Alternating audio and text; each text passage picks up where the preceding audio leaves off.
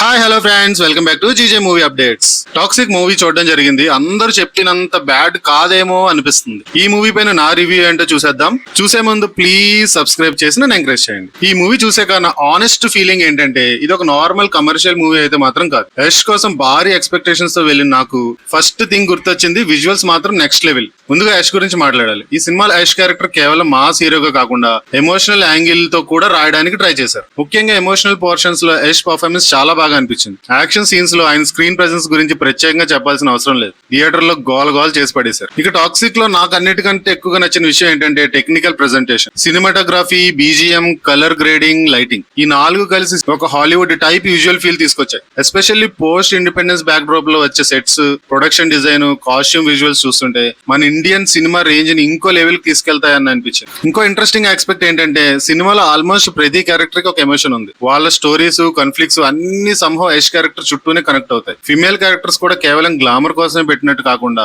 స్టోరీలో వాళ్ళకి ఇంపార్టెన్స్ ఇవ్వడానికి ప్రయత్నించారు. కానీ especially Kiara Advani and Nayanthara characters మాత్రం చాలా స్ట్రాంగ్ గా ఉన్నాయి. మిగిలిన హీరోయిన్స్ ఓకే అనిపించాయి. ఇక్కడ వరకు ఓకే, కానీ ఇక్కడే నాకు టాక్సిక్ పూర్తిగా వర్కౌట్ అవ్వలేదు. First of all run time, ఇది చాలా లెంగ్దీ అనిపించింది నాకు. అంత రన్ టైం కి సరిపడేంత స్ట్రాంగ్ స్క్రీన్ ప్లే ఉందా అంటే నా ఆన్సర్ నో. ఒక పాయింట్ తర్వాత ప్యాటర్న్ కూడా రిపిటేటివ్ గా అనిపిస్తుంది. కొంచెం డ్రామా, వెంటనే బిగ్ ఫైట్, మళ్ళీ డ్రామా, మళ్ళీ యాక్షన్ సీక్వెన్సెస్ ఇండివిజువల్లీ చూస్తే స్టైలిష్ గా ఉన్నాయి. కానీ ఒకదాని తర్వాత ఒకటి రావడంతో కొన్ని ప్లేసెస్ లో ఫాస్ట్ ఫార్వర్డ్ లో చూస్తున్న ఫీలింగ్ వస్తుంది. యాక్షన్ ఉంటే ఓకే, బట్ ఆ యాక్షన్ వెనక ఎమోషన్ మిస్ అవడం వల్ల చాలా వరకు యాక్షన్ డిస్కనెక్ట్ అయిపోతుంది. ఏదో గోల్ కింద అనిపిస్తుంది. ఇంకో మేజర్ ఇష్యూ స్టోరీ. పార్ట్స్ గా చూస్తే కొన్ని సీన్స్ చాలా బాగుంటాయి. యష్ సీన్స్ వర్క్ అవుతాయి. ఎమోషన్ మూమెంట్స్ కూడా కొన్ని చోట్ల కనెక్ట్ అవుతాయి. కానీ మొత్తం సినిమా కంప్లీట్ స్టోరీగా చూసినప్పుడు మాత్రం అసలు ఈ జర్నీ ఎక్కడికి వెళ్తుంది అనే కన్ఫ్యూజన్ కొన్ని చోట్ల వస్తుంది. ఇంకా డబ్బింగ్ వర్షన్ లో చూస్తున్న వాళ్ళకి ఇంకో ఇష్యూ ఉండొచ్చు. కొన్ని చోట్ల డబ్బింగ్, లిప్సింగ్ పర్ఫెక్ట్ గా అనిపించదు. కన్నడలో షూట్ చేసి ఇతర లాంగ్వేజెస్ లో డబ్ చేయడం వల్ల డైలాగ్స్ కి నేచురల్ ఫీల్ తగ్గినట్లు అనిపిస్తుంది. ఇంకో చిన్న అబ్జర్వేషన్ ఏంటంటే